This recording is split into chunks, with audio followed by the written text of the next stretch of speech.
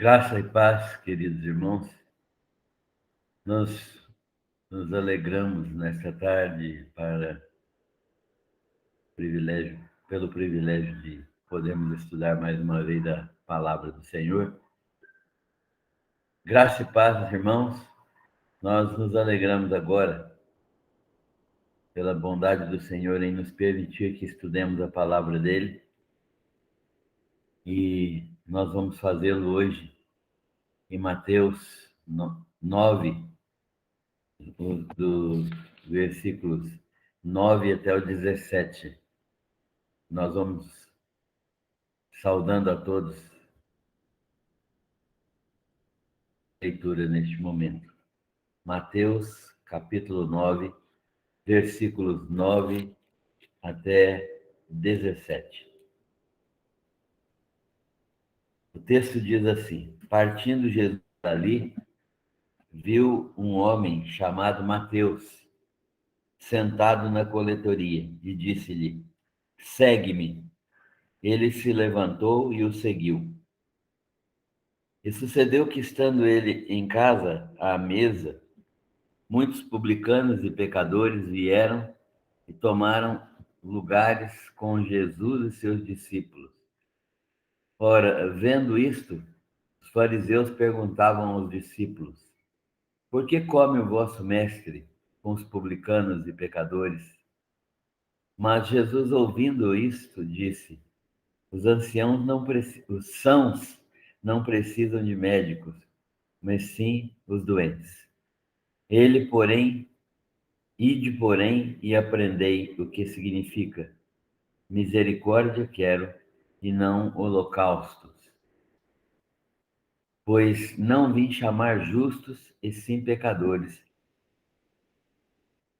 Vieram depois os discípulos de João e lhe perguntaram: por que jejuamos nós e os fariseus muitas vezes, e teus discípulos não jejuam? Respondeu-lhe Jesus: podem acaso estar tristes os convidados para o casamento, enquanto o noivo está com eles? Dias virão, contudo, em que lhes será tirado o noivo, e nesses dias hão de jejuar. Ninguém põe remendo de pano novo em veste velha, porque o remendo tira parte da veste e fica maior a rotura. Nem se põe vinho novo em odres velhos. Do contrário, rompem-se os odres, derrama-se o vinho e os odres se perdem. Mas põe-se vinho novo em odres novos e ambos se conservam. Que Deus abençoe a leitura da sua palavra e nossa meditação nela nesta oportunidade. Vamos orar. Senhor, nós te agradecemos pelo privilégio de conhecermos ao Senhor e a tua palavra, de podermos estudá-la livremente e de podermos receber a orientação do Senhor por meio da ação do teu Santo Espírito, que vivifica essa palavra na nossa mente e no nosso coração. Agradecemos-te por todas as tuas bênçãos. Pedimos sabedoria, discernimento, consciência clara daquilo que o Senhor deseja de nós e um desejo santo de obedecer a tua palavra. Agradecemos por todos os que vão ouvir, vão presenciar, vão acompanhar, vão participar desta mensagem e pedimos que o Senhor abençoe a vida de cada um. Oramos agradecidos em nome do Senhor Jesus. Amém. Irmãos queridos, Jesus demonstra sua autoridade, seu poder, sua divindade aqui neste texto. E na semana passada nós tivemos a oportunidade de vê-lo também fazendo a mesma demonstração de autoridade, poder e divindade no episódio da cura do paralítico. Os irmãos devem se lembrar da cura do paralítico que foi transportado por 4 pessoas numa cama, né? E foi levado a Jesus para ser curado. Quando Jesus, além de curá-lo fisicamente, o curou também espiritualmente, porque perdoou os seus pecados e fez dele uma nova criatura. Isso significa que Jesus contemplou a fé salvadora no coração daqueles homens que receberam o milagre, né? Então, a fé salvadora, como nós dissemos naquela oportunidade, é a fé que leva as pessoas a crerem em Jesus Cristo como Senhor e Salvador e a se sujeitarem a Ele como Senhor absoluto de suas vidas e receberem o perdão dos seus pecados e a garantia da vida eterna. Então, esta fé salvadora é diferente da fé comum, da fé racional, esta fé comum que todas as pessoas dizem ter, mas que não é acompanhada de uma plena obediência ao Pai, que não é acompanhada de uma plena renúncia de si mesmo, que não é acompanhada de uma completa mortificação da própria vida para que Deus seja glorificado na nossa vida. Neste mesmo sentido, nem sempre os milagres de Jesus eram seguidos ou precedidos pela salvação da pessoa. Quando a pessoa estava envolvida, nem sempre ela era salva. Por exemplo, quando Jesus curou 10 leprosos, 9 deles nem se lembraram de Jesus. Apenas um deles voltou para ser grato a Jesus. Apenas um deles mostrou gratidão ao Senhor. Isso demonstra que Jesus não depende da fé de ninguém para curar essas pessoas, para beneficiá-las, mas Jesus atua de uma maneira superior. A Bíblia ensina que Deus concede graça a crentes e incrédulos, a salvos e ímpios, e abençoa a vida de todos eles de uma maneira direta, com as bênçãos gerais. Mas as bênçãos da salvação dependem de uma atitude de fé salvadora, que é esta fé que confia no sacrifício de Jesus Cristo para a salvação. Portanto, esta fé salvadora é manifesta apenas por algumas pessoas que confiam em Jesus Cristo desta maneira. Mas Jesus manifesta, por onde passou, manifestava, por onde passou, a sua autoridade divina. Ele fazia isso corroborando a sua autoridade pelos milagres feitos e assim autenticando a sua reivindicação messiânica. Ele reivindicava ser o Messias de Israel, aquele que era o Filho de Deus, que é o Filho de Deus e que veio para ser Rei de Israel. Então, essa esperança messiânica era uma esperança corrente nos tempos de Jesus e desde antes dos tempos de Jesus, desde os tempos dos profetas, e que havia uma esperança messiânica, e Jesus veio cumprir essa esperança messiânica, revelando-se o Messias, Deus de Israel. Portanto, Jesus manifestava por onde ele passava essa autoridade divina dos milagres. Neste episódio que acabamos de ler, da chamada de Mateus, e do tempo em que Jesus está comendo com os publicanos e pecadores, e está vivendo socialmente lá em Cafarnaum, neste episódio encontramos Jesus demonstrando sua autoridade sobre pessoas. Agora, Jesus vai demonstrar sua autoridade sobre algumas pessoas, e uma delas é Mateus.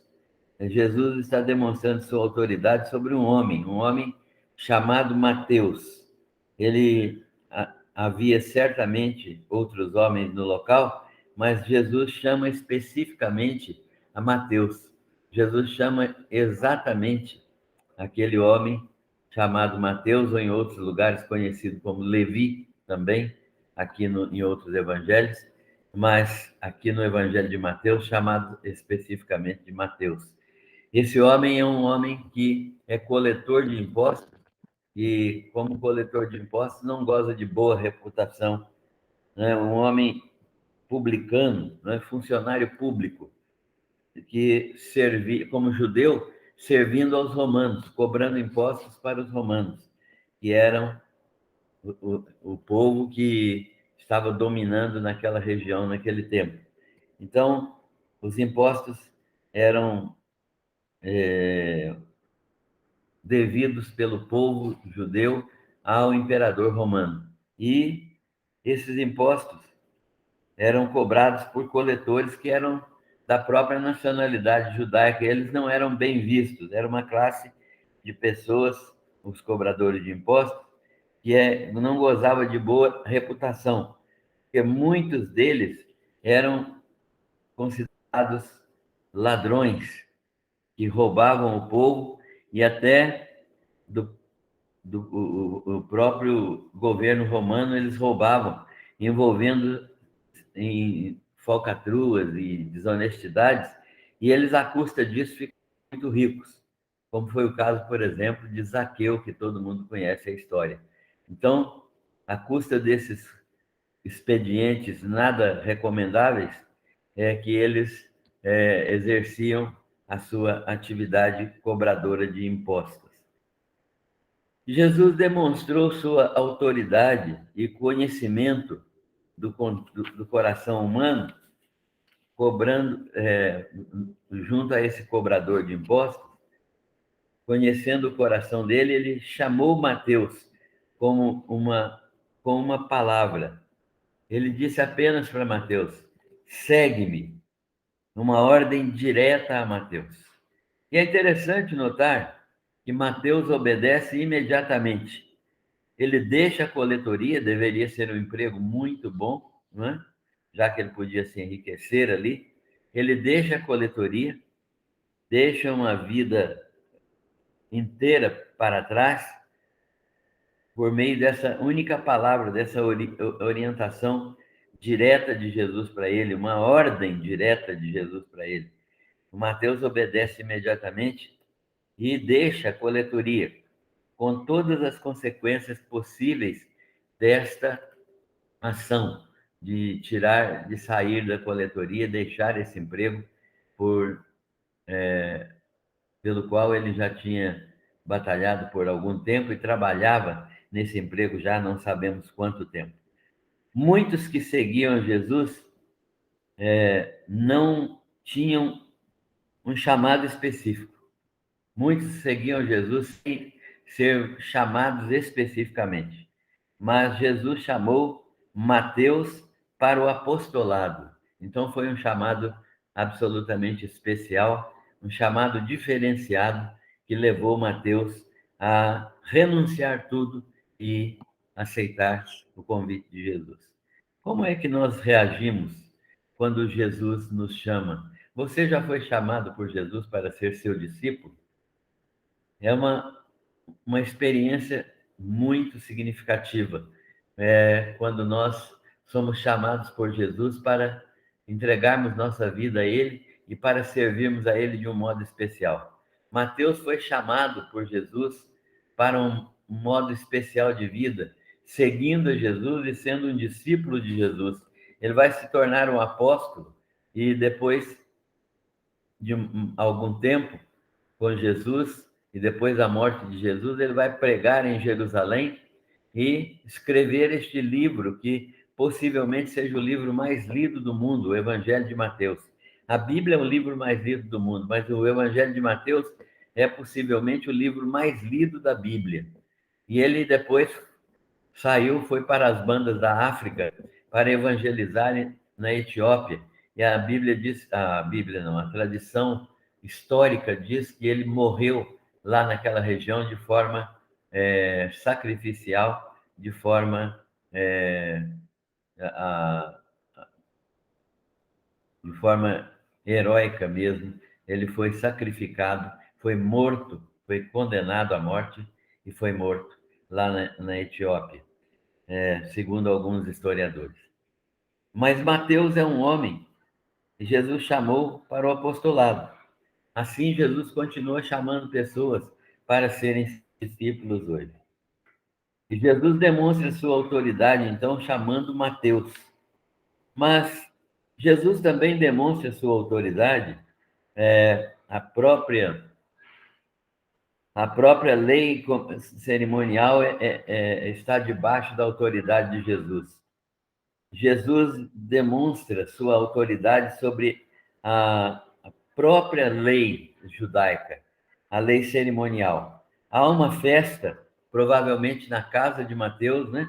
Como nós sabemos que ele era um homem rico, então essa festa provavelmente tenha sido na casa de Mateus. Há uma festa provavelmente na casa de Mateus e Jesus é o convidado especial para esta festa. Mateus deve ter convidado Jesus com seus discípulos para participarem dessa festa. Trabalhando ali naquela comunidade, naquela região, Mateus tinha certamente muitos amigos que também foram convidados como participantes da festa. Então, essa festa é uma festa em que Jesus foi chamado a participar juntamente com seus discípulos. E, sendo Jesus o convidado especial com seus discípulos, nós encontramos Jesus agora comendo lá com publicanos e pecadores. Publicanos e pecadores que eram amigos de Mateus, são convidados. Os pecadores eram gente de vida comum que não obedeciam às leis cerimoniais dos judeus e que não frequentavam as sinagogas, que não tinham as práticas religiosas farisaicas, que, que não entregavam dízimos, que não faziam orações, que não tinham religiosidade que os fariseus tinham, que não seguiam jejuns e as prescrições dietéticas da lei. Então, essas pessoas eram consideradas impuras e com quem os fariseus não se misturavam de modo algum. Então, quando Jesus se misturou com essas pessoas, os fariseus começaram a criticá-lo e a dizer que ele se misturava com publicanos e pecadores. Então, ele não poderia ser um homem puro, porque um homem puro jamais se misturaria com aqueles pecadores, porque os fariseus se tinham em alta conta e achavam que não eram pecadores, que não eram merecedores de condenação. Eles achavam que eram puros e que seguiam a lei perfeita e que eram obedientes plenamente à lei e que, por causa disso, eles eram merecedores da graça, da salvação. Então, Jesus, fazendo isso, deixa os fariseus assustados com essa história. E eles, então, criticam Jesus por essa atitude, né? Os fariseus, os discípulos de João Batista também, que estavam misturados, essa mistura de gente, né, que está ali naquela festa, numa festa que comemorava talvez a mudança de vida de Mateus, é nesta circunstância que nós encontramos Jesus agora com os fariseus. Os fariseus estão incomodados e perguntam aos discípulos: por que o mestre de vocês come com publicanos e pecadores? Mas Jesus, tendo ouvido essa pergunta, responde assim que aqueles que se julgam que não estão doentes não precisam de médicos, mas os doentes sim. O ensino de Jesus, então, é um ensino muito intenso, muito chocante, porque fala com os fariseus para ver se eles entendem que eles se consideravam melhores do que os outros, do que os outros seres humanos, mas que eles não eram melhores. E que se eles se achavam melhores, eles não precisavam de Jesus, mas os publicanos e pecadores precisavam de Jesus. Jesus estava querendo dizer que eles também necessitavam reconhecer que precisavam de Jesus do mesmo modo como publicanos e pecadores precisavam de Jesus. E nós? Será que nós entendemos que nós também precisamos de Jesus do mesmo modo que aquelas pessoas que nós julgamos, que são mais pecadoras do que a gente? nós precisamos compreender que não há pecadores maiores nem menores, mas que todos são pecadores diante de Deus. Os fariseus se consideravam melhores do que os outros seres humanos, e Jesus compara os fariseus com os sãos que não precisam de médico, porque não sabem que estão doentes. Os fariseus, os fariseus rejeitavam a Jesus, mas os publicanos e pecadores necessitavam de Jesus. Então, a religiosidade farisaica os obrigava a uma prática religiosa sem sinceridade, uma prática religiosa hipócrita. Eles eram praticantes apenas de ritos externos e o coração deles estava longe de Deus. Jesus condena esse tipo de sacrifício, que não manifesta misericórdia. Pessoas religiosas que não têm amor para com os outros, como os fariseus que não eram capazes de ter misericórdia para com publicanos e pecadores, apenas os rejeitavam, considerando-os imundos, considerando-os sujos, considerando-os pecadores pervertidos, sem possibilidade de salvação. Então, Jesus demonstra para os fariseus que havia um erro de avaliação na sua ideia de pecado, na sua ideia de purificação. Jesus ainda vai falar agora da questão do jejum. Há uma questão séria agora, que é a questão do jejum.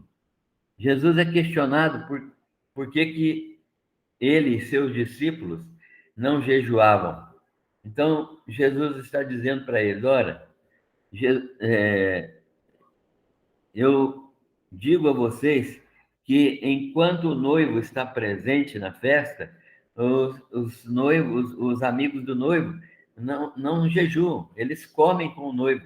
Jesus estava dizendo com isso que enquanto Jesus estava presente neste mundo, os discípulos tinham alegria de estar com ele e deveriam expressar essa alegria comendo e bebendo. E claro que isso era feito com moderação, mas era feito de maneira que demonstrava que eles tinham alegria e não precisavam jejuar. E que o jejum não era uma atitude obrigatória. Ninguém precisa jejuar obrigatoriamente, porque o jejum é uma atitude íntima, de coração, é uma atitude que demonstra quebrantamento diante de Deus e não apenas um ritual seguido semanalmente ou 2 vezes por semana, como os judeus faziam, mas um ritual vazio de significado, em que eles faziam o jejum apenas para demonstrar que estavam jejuando. Jesus está ensinando um outro tipo de jejum, que é tristeza, quebrantamento, que é uma atitude de uma atitude de quebrantamento diante de Deus, de uma situação em que as pessoas reconhecem diante de Deus que são pecadoras e são quebrantadas diante de Deus por essa situação, e jejuam não para agradar a Deus, mas jejuam para demonstrar a sua atitude de renúncia a si mesmo, dar lugar ao Senhor Jesus em suas vidas. Não é uma atitude obrigatória, mas é uma atitude que revela um coração contrito, um coração humilhado diante de Deus. Jesus fala, então, dessa situação e disse para os fariseus e para os discípulos de João Batista: virão dias quando os jejuarão. Jejuarão porque o noivo será tirado. Jesus seria tirado, morreria. Então, e esta é uma profecia de Jesus sobre sua morte, né? Ele está dizendo que ele vai ser morto. E então, depois que ele for tirado, os discípulos poderão jejuar e estarão cumprindo esse tipo de ritual, não de maneira ritualística, não de maneira obrigatória, sem pensar naquilo, mas fazendo jejuns e orações com um quebrantamento de coração, com uma humildade de espírito. Jesus fala, então, do remendo novo em vestido velho. O que Jesus está querendo dizer? Ele está querendo dizer que ele veio não para que o judaísmo continuasse sendo praticado, o judaísmo que os fariseus praticavam. E não adianta tentar botar remendo de pano novo em vestido velho, porque o pano novo é muito mais forte e ele vai rasgar ainda mais o tecido já velho. Então, quando se vai remendar, não se remenda vestido velho com pano novo, porque senão aumenta a rotura. E o que Jesus está dizendo com isso? Que não adianta tentar consertar o judaísmo que os fariseus praticavam, que é preciso de uma nova espiritualidade, de uma adoração em espírito e em verdade, e demonstrando com isso a incompatibilidade do velho sistema cerimonial, religioso judaico, com a nova compreensão da graça recebida na lei perfeita de Deus. Quando Deus estabelece a sua lei perfeita e quando rompe-se o jugo da legislação cerimonial, então começa-se uma nova experiência religiosa que é vida, que não é ritualística, mas que é manifestação de vida, que é manifestação de graça de Deus e de satisfação plena daqueles que podem seguir o Senhor Jesus. Concluindo, nós podemos aprender algumas coisas neste texto. Primeiro, Jesus chamou Mateus pessoalmente. Pelo Evangelho, Jesus nos chama pessoalmente. Você já foi chamado pessoalmente? O Evangelho é um chamado pessoal de Jesus para conosco. E pessoalmente também, nós devemos ser chamados para sermos seus discípulos, ainda que nós não saibamos como fazer, Deus nos chama. E esse chamado é audível, porque o Espírito Santo nos revela no tempo oportuno aquilo que é o chamado verdadeiro de Deus para nós. Então, andar sob a disciplina do Senhor Jesus é o chamado que nós temos. Andar sob a disciplina do Mestre, fazer aquilo que o Mestre manda, obedecer em tudo, né, aquilo que o Mestre determina. Então, isso é uma situação real na nossa vida, quando Jesus nos chama para sermos seus discípulos. Você já foi chamado? Segundo, Mateus respondeu prontamente, deixando tudo. Imediatamente, ele seguiu a Jesus sem nenhum atraso, sem nenhum retardo, nenhum momento de hesitação. Você está seguindo a Jesus dessa maneira? Jesus nos chama e nós precisamos obedecer imediatamente. Isso significa que nós precisamos entender o chamado de Jesus e andar em perfeita obediência. Então, deste modo, nós vamos seguir Jesus imediatamente, como Mateus fez, né? Como os fariseus, nós temos a nossa religiosidade. Cada um de nós já teve a sua religiosidade. Ou seja, cada um de nós já foi religioso a seu modo. E com nossas práticas, nossos conceitos religiosos, que muitas vezes não eram de Jesus Cristo ou ainda não são de Jesus Cristo. Jesus não está interessado em nossa religiosidade. Ele nos chama ao arrependimento e a seguirmos a Ele com toda a inteireza do nosso coração. Jesus não está preocupado se eu sou um religioso, frequentador de igreja, se eu sigo alguns mandamentos, se eu faço algumas, algumas práticas religiosas, se eu canto, se eu oro, se eu contribuo, se eu frequento cultos ou missa.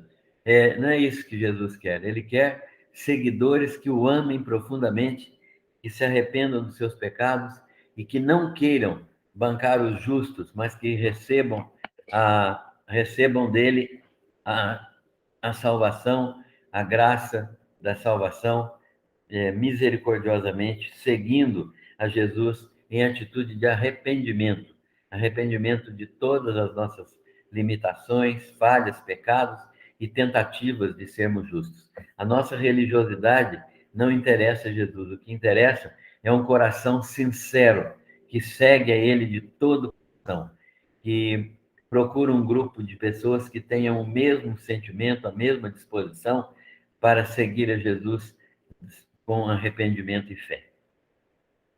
Quarto,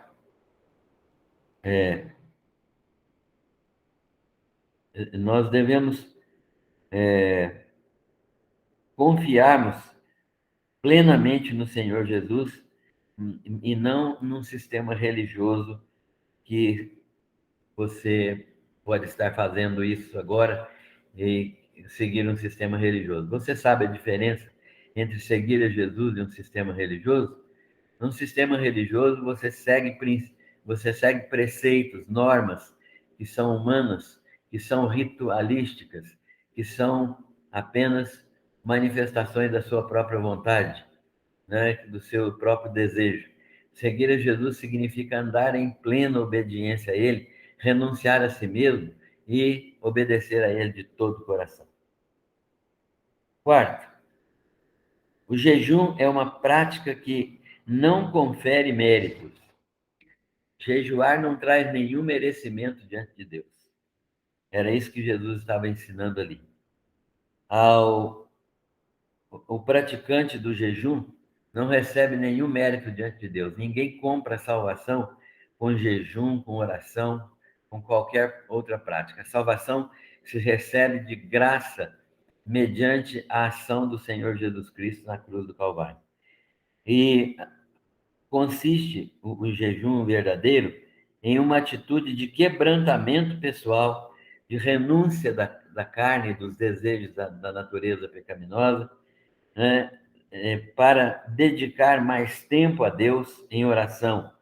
Não pode produzir nenhum tipo de graça, mas